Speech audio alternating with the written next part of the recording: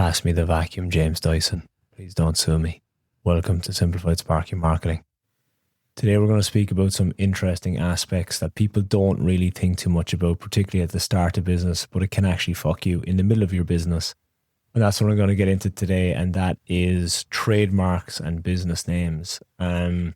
This has triggered me this week because I actually spoke to a gentleman who maybe listened to this podcast. The name of the business, I think, is fine, but the logo is a blatant rip-off of something that's already existing by a big corporation. So what usually happens when people start the business is you don't really think too much into it, and you either pick a generic name, you pick a name because you think it sounds cool, you pick a name because you think it'll look good in the van. Sometimes you just pick it because you think no one else will have it. But what the problem is most people don't check and do your research to see if your name is taken. And just 2 or 3 weeks ago, I had a new member jump on board and he was about to call his company such and such a name. It's actually the name he gave me before he got on the call. I did my homework, stalked him down and was like, that's weird. I thought he's in Perth, not Victoria. And then I did further research and it wasn't him. And when I got onto the call with him, he then told me that he had figured that out as well, in fairness. And then he is going to change his name before he starts his business so he doesn't have the exact same business as somebody else.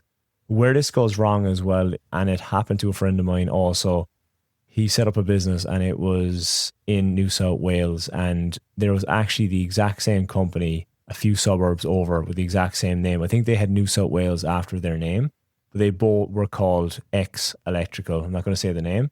And the other one was X Electrical New South Wales. And what had actually happened on a job was my mate was doing good work and something weird happened with a quote or a builder or something, and a job he was meant to look at or get, or he heard he was going to be pricing, he rocked up to that to check it like a few months later, and that the other company, similar name, got the job. And I think there was just mixed wires. When the other company showed up, they must have impressed. They got the job and the rest is history.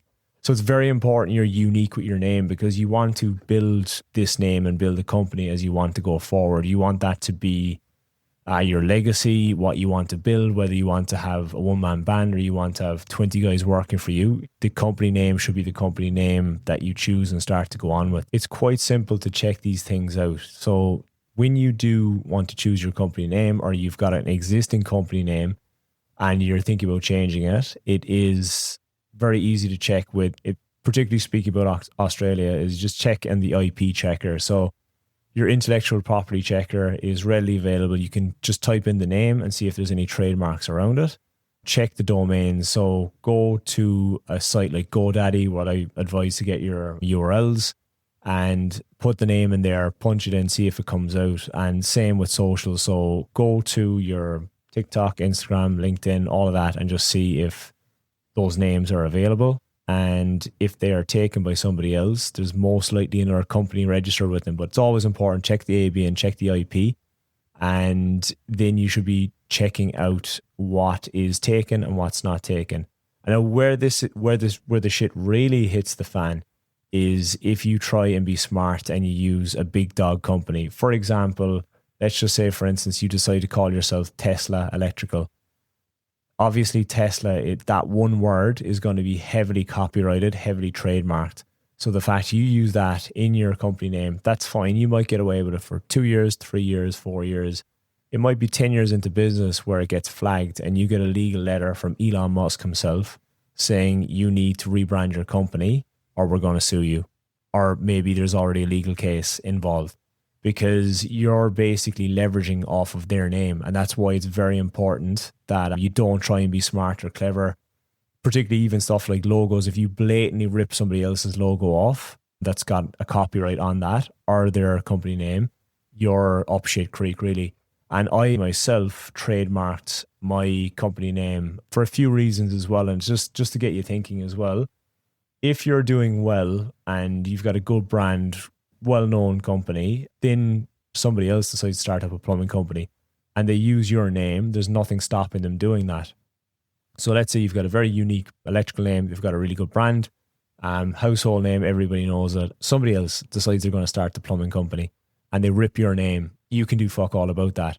So I have literally just trademarked the one word of the company, and I own the copyrights to that in Australia. So if somebody does go and they want to start a plumbing company and they do use that word, I can then legally sue them. And also it's a vanity metric. I like to use the little R on the logo as well. It just looks cool. It's a pure vanity metric. So the registered trademark is on the logo as well, which is pretty cool.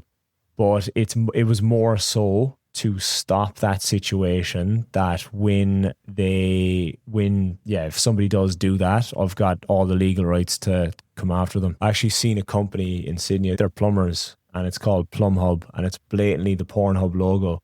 So I don't know how that one would go down, but at least they've changed the name. But even if your logo is extremely similar to something that's copyrighted, you can be done. So you need to be really unique about this, and just don't be lazy fucker. Just come up with your own unique name, but always double check it. Check with IP Australia, check with the domains, check all of that to make sure that, do a Google search even. That'll save you a lot of hassle, because it's surprising if do it now for the fun of it. Type your own business name into Google and see if there's one in other states. And the thing is, if you have that registered as a trademark, you can then revoke the name off somebody else. Or you might realize in the meantime, somebody else has started up the exact same company name as you and they're in a different state.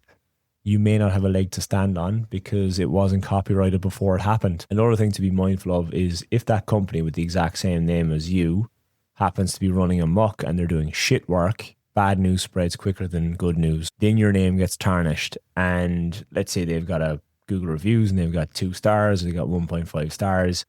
On a quick search, both of you might come up and they might think the other one is you. So that's another thing. And or if they end up in a current affair, they've got Tracy Grimshaw knocking on their door, that company name gets known around the traps and you sink with that ship as well. So these are just little points I want to make of, it seems like a little thing, but just having the keys to your own vehicle is paramount. There's all these things you need to factor. If you're curious as well about how much it costs to copyright or register the trademark of your company, it's extremely cheap. I think it was between $400 and $600, I believe, and it was a very easy process to do yourself. You just have to go to the official government website, log in, and then just follow the steps there to get your IP done.